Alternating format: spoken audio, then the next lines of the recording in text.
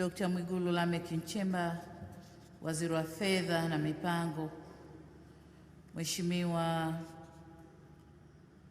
Damas Ndumbaro, Waziri wa Utalii, Maliasili na Utalii, Profesa Florence Luoga, Gavana wa Benki Kuu ya Tanzania. Natambua pia uwepo wa manaibu gavana kama walivyotambulishwa. Mheshimiwa Anthony Mtaka, mkuu wa mkoa wa Dodoma, mwenyekiti wa CCM mkoa wa Dodoma, waheshimiwa wabunge mliopo, wakuu wa vyombo vya ulinzi na usalama mliopo, bodi ya wakurugenzi ya Benki Kuu, wakubwa au wakuu na wawakilishi wa taasisi za kifedha, watoa mada, mwenyekiti wa mabenki na wakuu wa mabenki mliopo hapa. Alitambulishwa pia kuna uwepo wa CAG, mkaguzi wa mahesabu ya serikali, lakini pia natambua uwepo wa viongozi wetu wa dini. Nimetupa jicho nikaona machifu wenzangu pia wapo, karibuni sana. Wageni waalikwa wenzangu, mabibi na mabwana, na wasalimu kwa jina la Jamhuri ya Muungano wa Tanzania. Nilitayarisha hotuba yangu kwa Kiingereza kwa sababu niliambiwa mkutano huu una wengi wa nje na tutasikilizwa kwa mitandao. Tajitahidi kuisema kwa Kiswahili na Kiingereza nitachanganya. Kwa hiyo kwanza niungane na wengine kumshukuru Mungu kutukutanisha katika mkutano huu wa 20 wa taasisi za fedha, na kwa kuwa huu ni mkutano wangu wa kwanza kukutana na taasisi za fedha kwenye mkutano wa aina hii nikiwa kwenye kiti cha urais. Kwa hiyo hii itakuwa wanaita maiden speech kwenye taasisi hizi, lakini nadhani haitakuwa ya mwisho, tutaendelea kukutana. Lakini pia niseme nimeridhishwa kujua kwamba ndani ya miaka 60 ya uhuru, Benki Kuu ya Tanzania imefanya mikutano 20 ya aina hii, ikiwa na kauli mbiu mbalimbali, lakini zote zikilenga kuona vipi sekta ya fedha inaweza kuchangia kwenye ukuaji wa uchumi wa nchi yetu, lakini pia kupambana na changamoto zinazotokea kwa nyakati hizo. Na wakati nchi yetu ikitimiza miaka 60 ya uhuru wake, mambo makubwa tumeweza kupata au mafanikio makubwa tumeweza kupata, na naomba niataje machache kutokana na muda. Lakini la kwanza, nchi yetu ni kati ya nchi 10 za Afrika uchumi wao unaokuwa kwa kasi, lakini pia tumeweza kuwa na utulivu wa mfumuko wa bei na utulivu wa thamani ya pesa yetu ikilinganishwa na fedha za nchi nyingine. Lakini la pili, tumeona pia maendeleo kwenye au viashiria vya maendeleo kwenye maendeleo ya mtu. Kwa mfano, tumeweza kupunguza kiwango cha umaskini kutoka 28.6 mwaka 2015 hadi 26.2 mwaka jana 2020. Hii ni hatua kubwa. Lakini pia kwenye kiwango cha Human Index tumepungua kutoka 0.37, tumepanda kutoka 0.37 mwaka 90 na tumefikia 0.52 mwaka 2018.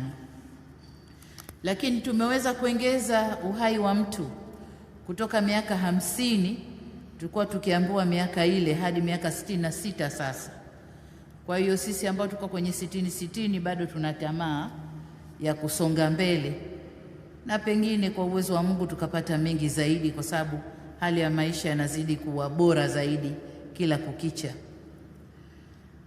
Lakini kubwa zaidi, tumeweza kuingia kwenye uchumi wa kati mwaka jana Julai 2020, na tutaendelea kuhakikisha kwamba sera zetu tunazozitekeleza zinakwenda kukuza zaidi uchumi wetu ili tusirudi kile kiwango ambacho tumefikia.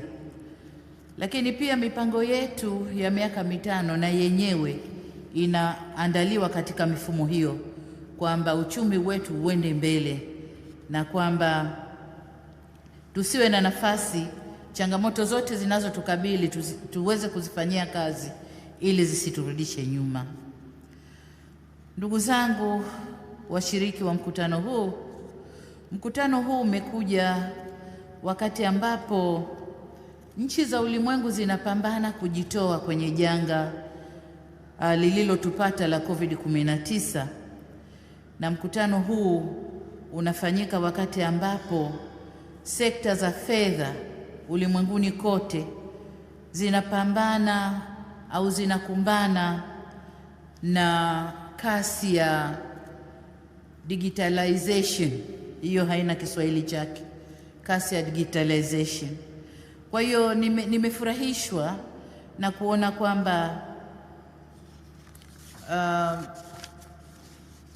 mada hizi zitazungumzwa hapa kwenye uchumi huu, kwenye mkutano huu, lakini pia kuona kwamba waliposimamishwa resource persons, nimeona sura ambazo ziko very knowledgeable lakini pia experienced kwenye kazi zao. Kwa hiyo ni imani yangu kwamba tutayajadili haya kwa undani wake na tuone jinsi tutakavyoweza kuyafanyia kazi na kufanya yanayotoka hapa tuyatumie kwenye sera zetu, sheria zetu na mipango yetu, ili tuweze zaidi kukuza uchumi wetu, lakini hasa masuala ya financial inclusion kwa watu wote ndani ya nchi yetu.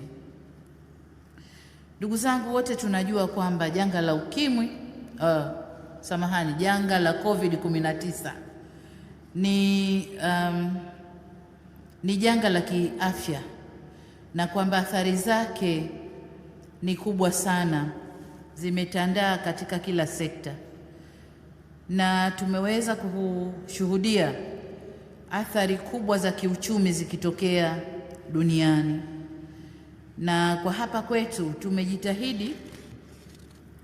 tumejitahidi kupambana na athari hizo, na tumejitahidi kuzuia athari zisitupate kwa wingi na tusiingie kwenye mdororo mkubwa wa kiuchumi.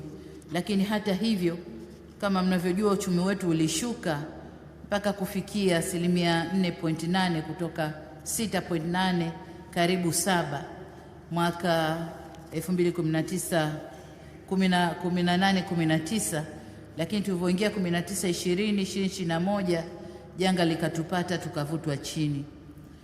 Sasa kuna sekta ambazo kama nilivyosema zimeathirika, lakini sekta ya utalii tuliathirika kwa kiasi kikubwa zaidi. Kwa hiyo imani yangu ni kwamba mkutano huu utakwenda kuzungumzia hayo pia na kupata nafasi kubwa ya kuyazungumza kwa upana wake, ili mje na mapendekezo madhubuti tutakayoweza kuyatumia katika kufanya recovery ya haraka ya uchumi wetu, na kuweza pia kuongeza uwezo wa kuondosha au kupunguza umaskini kwa haraka ndani ya nchi yetu. Lakini pamoja na hayo, niombe tu kwamba mkutano huu uje na njia ambazo zitatusaidia kufaidika na technology ambazo sasa hivi duniani zinatumika, au technology advancement in business while minimizing the risk involved. Kwa ni imani yangu kwamba mtashughulikia hayo pia, mtakuja na mapendekezo yanayohusu hayo pia. Lakini wakati mnazungumza hayo, niwakumbushe tu kwamba nilitaja kwa ufupi kwamba tulijitahidi kuzuia athari za COVID-19 zisikumbe sana nchi yetu, lakini juu ya hivyo tulipata mdororo wa uchumi kidogo. Lakini Tanzania tulichukua njia yetu wenyewe, hatukuenda kama wengine walivyofanya. Kama wote mnavyojua, sisi hatukuingia kwenye lockdown yale, tuliachia wananchi waendelee kuzalisha, wafanye kazi zao, lakini tulijitahidi kupunguza mikusanyiko na kufunga mashule, lakini vile vile tulijitahidi kufanya social distancing maeneo ya watu. Lakini tukijua kwamba janga hili lina uwezo mkubwa wa kusambaa kutoka nje kuja ndani ya mipaka yetu na ndani ya mipaka yetu wenyewe, tulijitahidi pia kuchukua hatua za kuzuia usambaaji wa janga hili. Lakini kubwa zaidi, tuliamua kuchanja watu wetu, uchanjaji ambao bado unaendelea ili kulinda maisha ya watu wetu. Hatua nyingine tulizochukua ni zile za fiscal and monetary policies ambazo gavana wa Benki Kuu amezieleza vizuri sana. Lakini pamoja na hatua alizozieleza, kama alivyosema pia waziri na gavana, tumehangaika kwenye taasisi za kifedha za kimataifa kuomba msamaha wa madeni au kurefushwa kwa madeni ili tulipe polepole na ikiwezekana watusamehe. Lakini pia tuliomba kupata fedha zitakazotutoa kwenye athari ya Uviko 19, fedha ambazo tulipata na kwa kiasi kikubwa zimetusogeza mbele. Sasa serikali bado tunaendelea kuzungumza na taasisi hizo za kimataifa, lakini pia taasisi tutakazo kuzungumza nazo humu ndani ili kuweza kupata fedha zaidi za kuweza kulipia madeni yetu, lakini pia kubalance bajeti yetu. Ndugu zangu washiriki, eneo jingine ambalo mtalizungumza hapa ni wajibu wa digitalization katika kukuza uchumi na maendeleo endelevu, ambapo kwa sisi Tanzania tayari tuna sera au mazingira mazuri tu ya kisheria na ya kiudhibiti ambayo yanaruhusu kuwa na hizo innovations za digital transformation kwa kuhakikisha kwamba nchi yetu haiachwi nyuma katika eneo hilo. Tumepata mafanikio pia katika eneo hili, hasa kwenye sekta ya fedha ambazo transaction nyingi sasa zinafanyika kupitia mifumo hiyo ya kifedha. Lakini pia kwa Tanzania tumeweza pia kuanzisha mifumo kadhaa ndani ya serikali. Tunakumbana na changamoto, tunarekebisha, tunatengeneza, lakini tumefanikiwa kutengeneza mifumo mingi kwa kutumia digitalization. Kwa mfano, tuna mfumo wa GEPG, tuna mfumo wa e-office, tuna mfumo wa GMS, tuna mfumo wa e-vibali, traveling permit system, tuna mfumo wa hospital management information system, tuna mfumo wa TANEPS na data center vile vile. Lakini kwa kuangalia tunakokwenda, kuangalia mbele, serikali pia inamalizia sasa sera na mkakati wa kukuza uchumi kidigitali, lakini pia kuongeza uwezo mkubwa au kuongeza nguvu kwenye mambo ya utafiti na mambo ya ubunifu, research and innovation, lakini pia kuendelea kuwekeza kwenye rasilimali watu. Ni imani yetu kwamba kupitia mfumo wa mpango wa economic growth through digitalization and digital currencies tutaweza kupata uwezo mkubwa wa kuweza nasi kuingia kwenye dunia inavyokwenda kwenye mfumo huu na kuweza kukuza uchumi wetu. Kwa hiyo nategemea pia kwamba mkutano huu na wenyewe utalizungumza hili kwa mapana yake, na tuambiwe sasa pros and cons, kipi tuingie, kipi tuache, vipi tuende ili uchumi uende vizuri. Ndugu zangu washiriki wa mkutano huu, nimebaini pia kwamba ukuaji wa private sector na wenyewe kidogo hauko vizuri, na hasa kutokana na kwamba mikopo haiendi sana kwa private sector kama alivyosema gavana hapa. Lakini mwaka huu mwezi wa Juni, wakati nilikuwa nafungua jengo la tawi la Benki Kuu pale Mwanza, niligusia swala la interest rates na kuwataka Benki Kuu wapunguze riba ili sekta binafsi ziweze sasa kukopa na kuweza kufanya shughuli za maendeleo.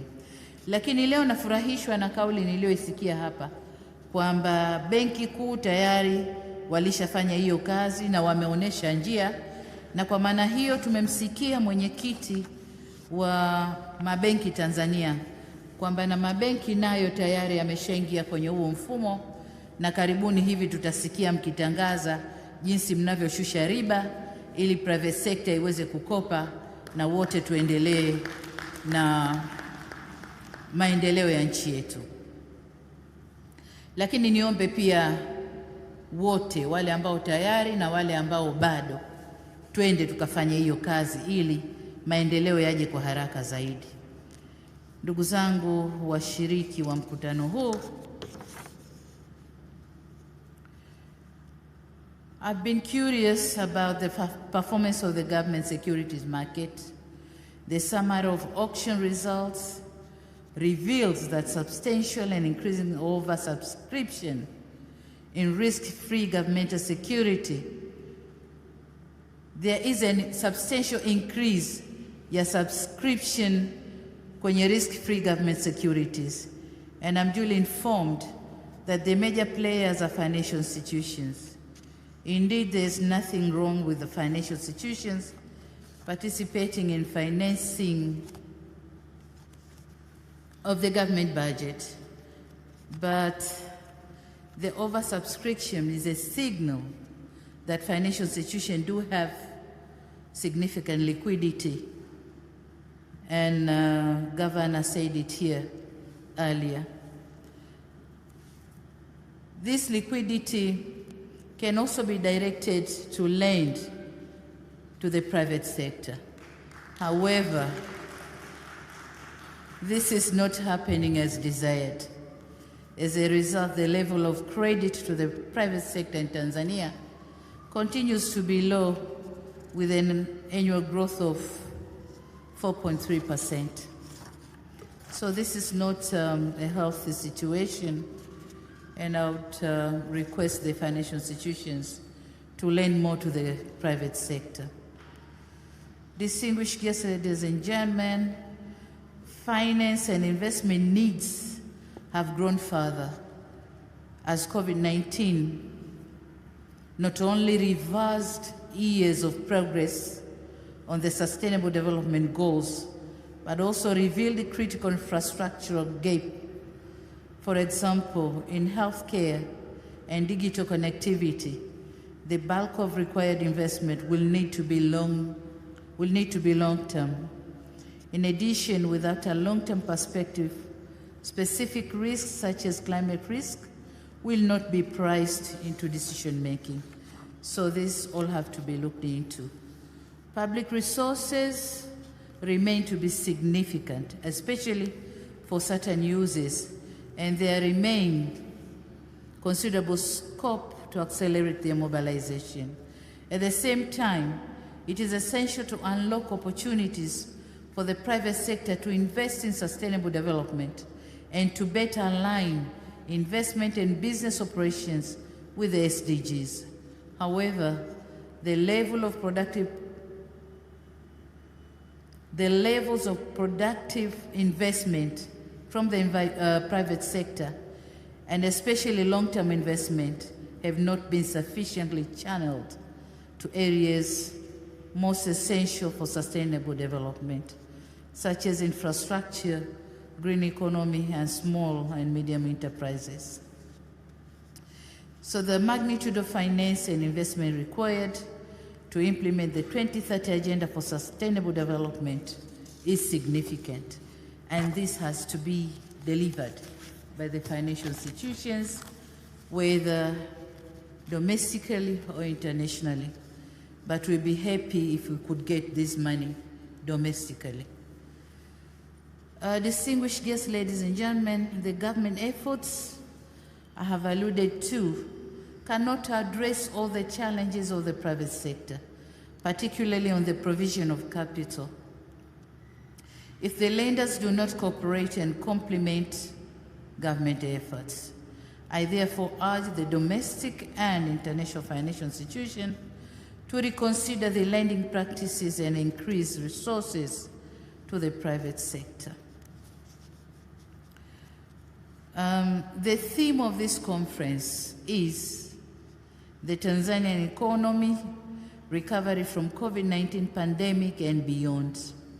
I wish to request this gathering to extensively deliberate on the topics of the conference by taking into account the policy direction of the government in facilitating high inclusive and sustainable growth. I also expect you to provide alternative policy options and strategies for the government and private sector to jointly contribute to our development agenda with zeal. Distinguished guests, ladies and gentlemen, ninapomalizia, I assure you of my government's commitment to continue with the creation of conducive business environment. And so, it is my hope that the deliberations of this conference will provide new solutions to be imparted in addressing the challenges facing our economy and will propose the way forward beyond COVID-19 pandemic. Ndugu washiriki, mabibi na mabwana, sasa hivi nina furaha na heshima kubwa kutangaza kwamba mkutano wa 20 wa taasisi za fedha sasa umefunguliwa rasmi. Karibu Uncle Sam Filling Station iliyopo Chimala mkoani Mbeya. Tunatoa huduma mbalimbali ikiwemo uuzaji na usambazaji wa mafuta ya magari, kuosha magari, kutengeneza magari na zaidi. Utakutana na main market yenye bidhaa zenye ubora kabisa. Shaka ondoa. Kama hauna pesa cash, tunayo huduma ya wakala saa 24. Tutakuhudumia. Uncle Sam Filling Station ndiyo baba lao. Wasiliana nasi kwa simu namba 0754937979. Nyote mnakaribishwa.